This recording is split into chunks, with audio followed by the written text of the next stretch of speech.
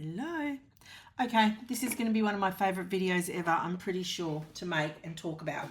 Okay, I'm going to do that in just a second. So, I often see this question, where do I start? Here, for getting organized, all right? And as beginners, but sometimes it could be an old hat and still don't feel organized.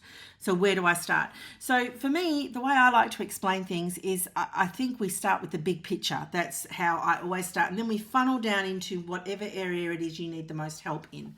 So I just wanted to go through the big picture today. That was really the purpose of this video.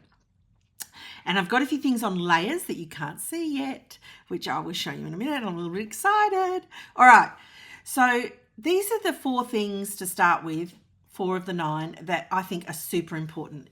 Everybody needs a scheduler, and everybody, I would say most people do this without even thinking, and they'll pick an app to schedule with, right? So this is my second phone because I use this, I'm using my phone right now to record.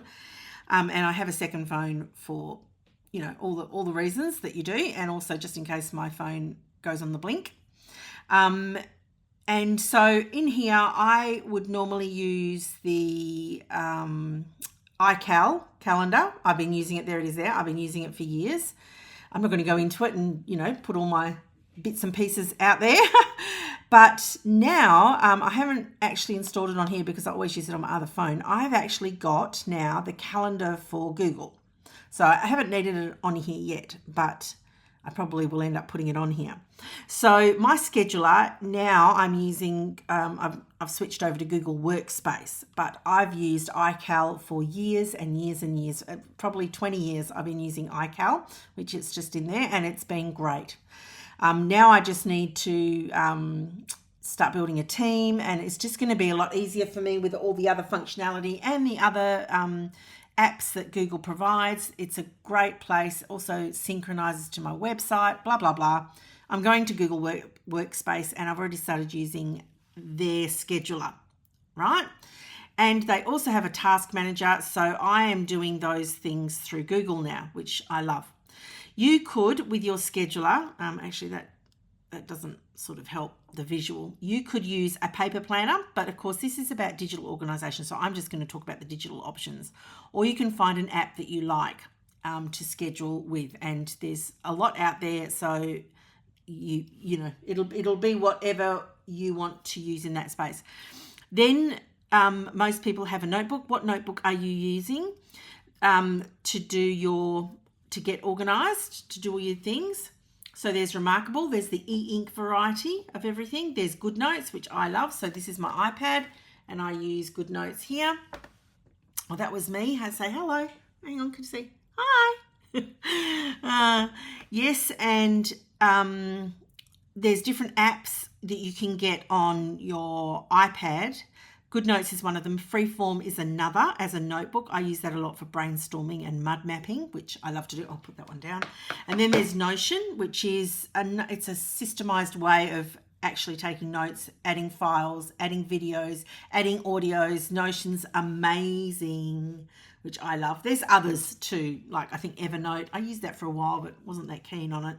And there's many more. All right, but you get to pick what digital notebook do you want to use, what digital scheduler, what digital task manager, and what digital journal, because this is the digital space. Again, you could go paper, but there's so many great PDF journals out there that you would use on an annotation device like this. This device is built for PDFs because it already has an annotation software inside of it. Let me get my words right. All right, now the exciting thing. Let's have a look at layer 2, 5 and 6. What folder structure and what filing system are you using? Now, there'll be many more videos coming up on my channel about this because I find this is a sticking point for a lot of people that are beginners, and I really want to help in this space. And I think my biggest tip here is that if you can't work this out for yourself, just borrow someone else's folder structure and tweak it as you get used to using it. Just like any skill that you're developing, you start off by borrowing from someone else, and then you end up, as you get better at it, you end up, perfecting it, editing, tweaking, making it your own. So I've got some videos already on the channel that I talk about this, a client setup video for clients. I've made another one, which I'm just trying to think. I had a whole heap of videos. The frame rate was getting dropped, and I'm trying to think, was that one of them? I did it in the last week. I'll check. But anyway, you can see on my, it'll all be called folder filing, that sort of stuff. You can check for that because there's some help out there for that. So that's 1, 2, 3, 4, 5, 6, 7. 5, 6, 7 and 8 is pretty obvious. What hardware are you going to get? Like, this is your iPad. This is your Remarkable, right? This is your computer. This is too thick. This pen is too thick.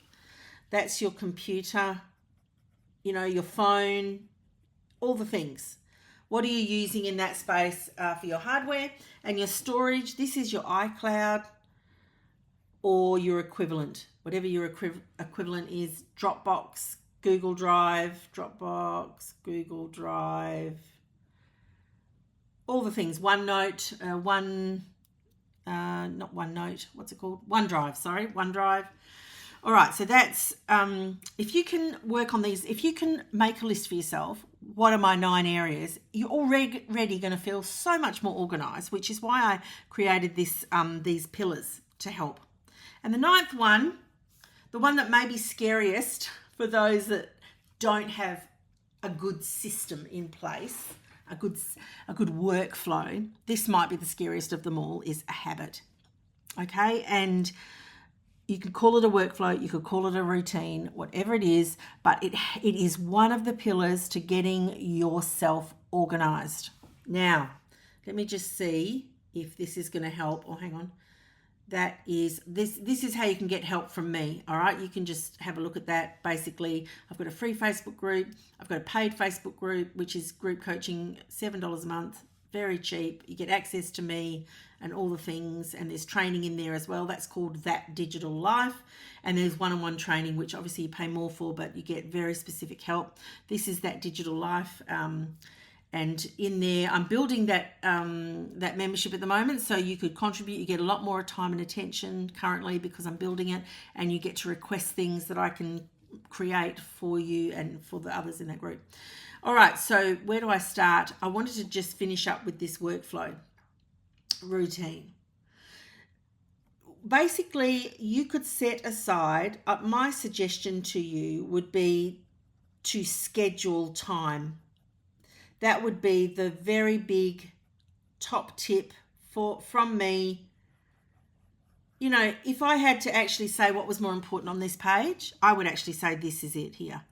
Because even the Getting Things Done system, David Allen's amazing 5-step Getting Things Done system, it doesn't work if you don't put time and attention in it. If you don't have a habit, if you haven't got a workflow, you haven't got a routine, it's not going to work. It doesn't matter how great the tools are. These are all tools. This will all work. They work in tandem, like the engine of a car.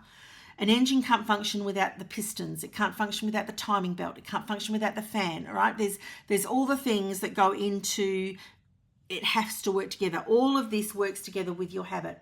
And if you're just starting out and you're feeling overwhelmed, then just even say to yourself, right, I'm going to schedule 5 minutes a day. I'm going to put it in my diary. It's either going to be in the morning, lunchtime, or in the evening. Just pick one of those times and make yourself do it for 7 days, every day, 5 minutes, and look over what you've got going on, whatever you've got going on, and just spend 5 minutes doing that. It's not rocket science. It doesn't have to be difficult. Do that. And then at the end of the 7 days, you can increase that time. What you're doing is you're starting to create a habit. And then this will all come together and you will feel very organized and you will have already started.